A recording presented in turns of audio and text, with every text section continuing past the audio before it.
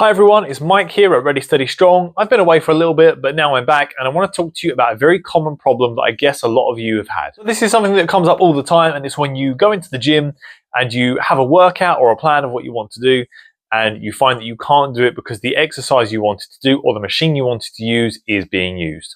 So what do? So you have a couple of different options here of what you do if you can't use the equipment that you want to use.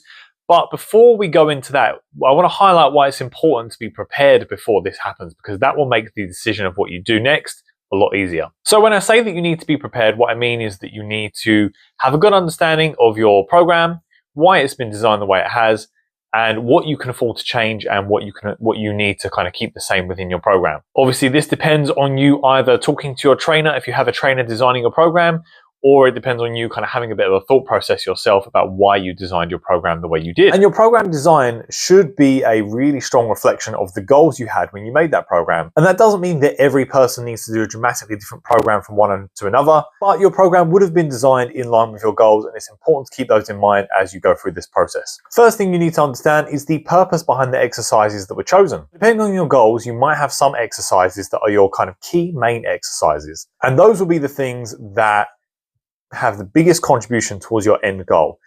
Your end goal might be gym related, so your goal might be to get a personal best in your squat, in which case your squat variations in your program, your squat exercises, are going to be very important. Your goal might be to reach a certain VO2 max or a certain kind of performance standard where we have some really clear research of how exercise impacts that.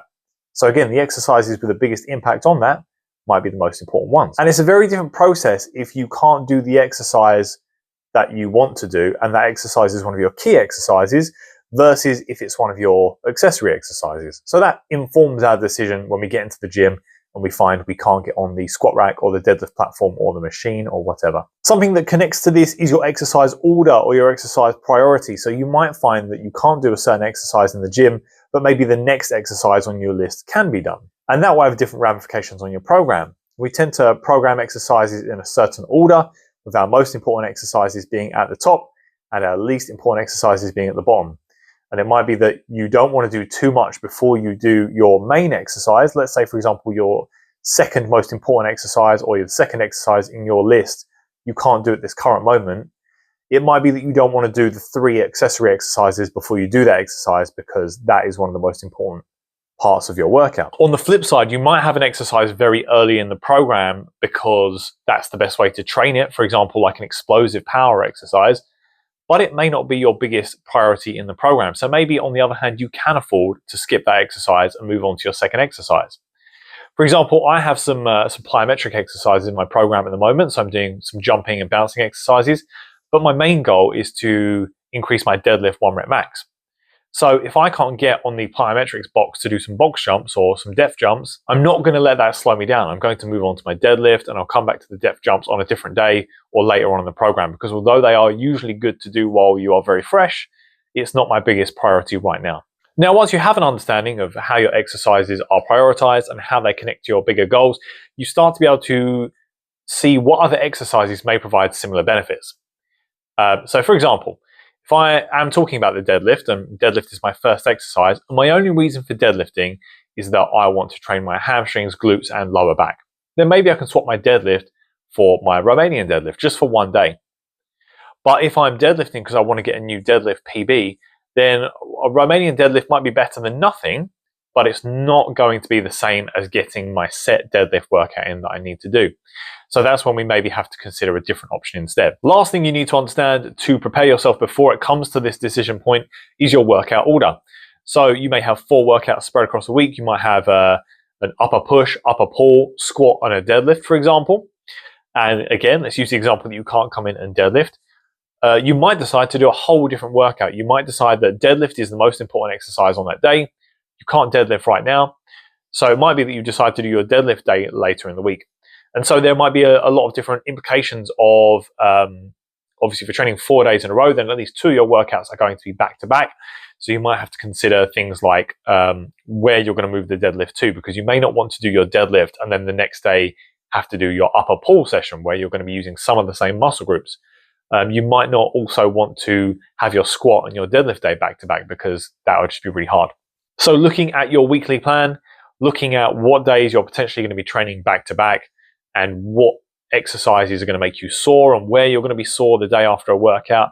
All those things that help you get a bigger picture of where in your week you can move things around might also help you kind of be more informed as you go into this decision point. So that's the things you need to know to help you kind of make the decision before you even get in the gym. You need to know the priorities within your program, what exercises are most important.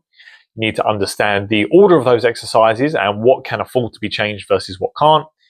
You need to also understand your weekly plan and how your workouts can be moved around and what can be performed in close proximity to each other. And you need to also understand what exercises are similar or work as alternatives to each other without missing the point of why you're doing that exercise in the first place. Once you have all that information, now we can go into the options when you get into the gym in that moment and realize you can't do that exercise. So first thing you can do is change the exercise itself. So let's imagine you get into the gym and there's only 1 or 2 deadlift platforms and you can't deadlift anywhere else from the floor.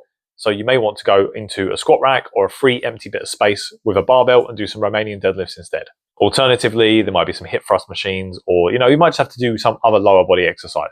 This option is good if you're short on time and your training is very general. You just need to do a bit of lower body today. You need to work your legs, your glutes, maybe your lower back, and you just need to get on with your workout and get it done. This option is less useful if you are training for a really specific goal and the exercise that you can't do is one that is really important to your goals right now. Maybe you have some sets and reps and weights that are prescribed each week and you can't really afford to miss a week there because you need to hit those numbers in order to feel good enough to hit next week's numbers and things like that. Now, obviously, if you are training in a really busy gym and you're constantly getting your workouts disrupted, you may have to reevaluate the importance of sticking to this kind of plan. We can't always make round pegs fit square holes. It might be that if you can only train in a really busy space with a short period of time, maybe you need to be a bit more flexible in your training, but it might also mean that you take a different option instead, and I'm going to talk about those as we go through. Next option is to change your exercise order, and we've spoken a fair bit about this already. So again, I come into the gym, I see the deadlift platform is being used, so maybe I go and do one of my accessory exercises first and then try and come back to the deadlift platform later. The main thing you need to consider here is if you do another exercise first, what impact is it going to have on those deadlifts? Is it going to impact your grip or your upper back strength or your leg strength? And how much can you afford to do that? Now, that obviously refers to the local fatigue within given areas of the body, but also it might be something that really relates to your systemic fatigue. So your overall kind of energy expenditure on the day and how tired you get with your other exercises. So this might be an important factor if you have, say, a deadlift and then another big movement, like maybe rows or pull-ups or bench press or something. If you're combining those on the same day, then it could be that doing one heavy compound movement first means that the second exercise is a little bit fatigued. Now, again, this isn't always a reason not to change exercise order. You're always going to have something first, and the things that come after are always going to suffer a little bit.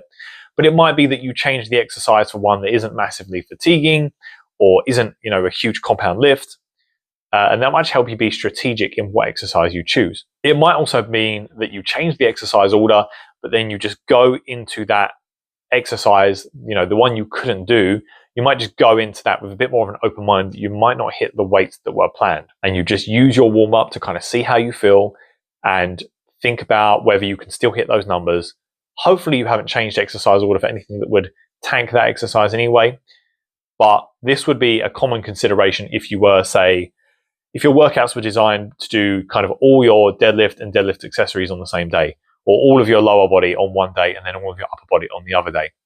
On those kind of sessions, you are potentially running the risk of having more of a crossover between exercises, as opposed to, say, a whole body workout where you might be working multiple different muscle groups and you don't have to worry about that local fatigue carrying across as much. The third option is to just wait until that exercise becomes available. So you go into the gym, you see someone's using the deadlift platform, you might ask them how many sets they've got left, and then you might just spend that time warming up a little bit longer or kind of killing time until they're finished. Now, this option always gets prevented as a really kind of terrible option. You should never be standing still in the gym. You shouldn't waste any time in the gym.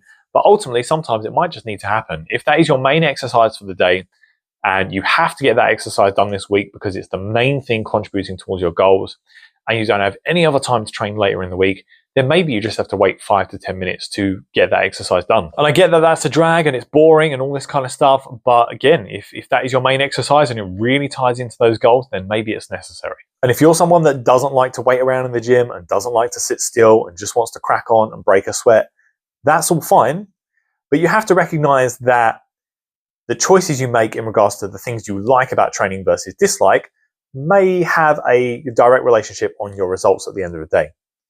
So if you technically could afford to wait 5-10 minutes for your deadlift and you choose not to because you don't like how that workout then feels, that's fine. But if it means you get less of your accessory work done, that might just be something you have to consider. That also applies to our next topic, which is working in with someone else.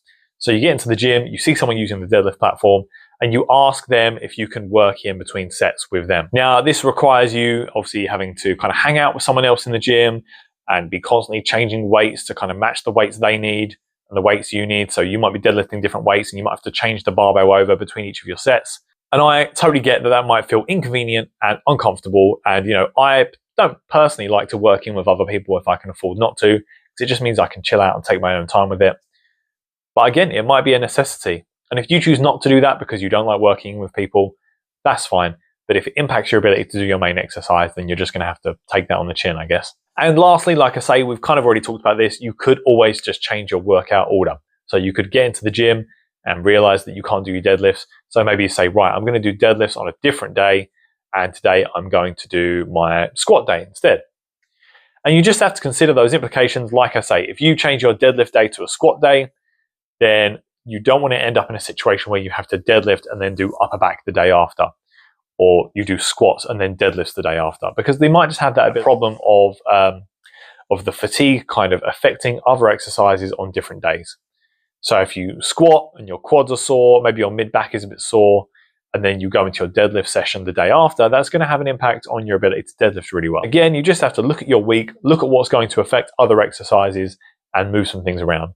It can be done. It does require you to really understand your program and really understand what you can afford to do with a little bit of fatigue and what exercises will impact other exercises, but it can be done. That's it for this video. Again, make sure you really understand your program. Make sure you're talking to your coach to understand the ins and outs. If you're going to take a program from a coach and go and do solo workouts on your own, make sure you have a good brief from them on what the purpose of the program is. If you're designing your own programs, make sure you're kind of building in this redundancy where certain things can be moved around, where certain things can be changed and they won't kind of run into each other, or where you know what exercises are your priorities and what ones can afford to be moved around a little bit. Try not to fall too in love with doing your program exactly how it's set out, especially if you're working out in a busy gym. Work out what can be changed and try to keep a flexible mindset. At the end of the day, doing something is better than doing nothing. So allow yourself that ability to change things around and don't be too fragile with your program design. If you want any more strength training tips, make sure you like and subscribe. Drop me any comments with any content you'd like to see in future. And I'll see you again for the next video.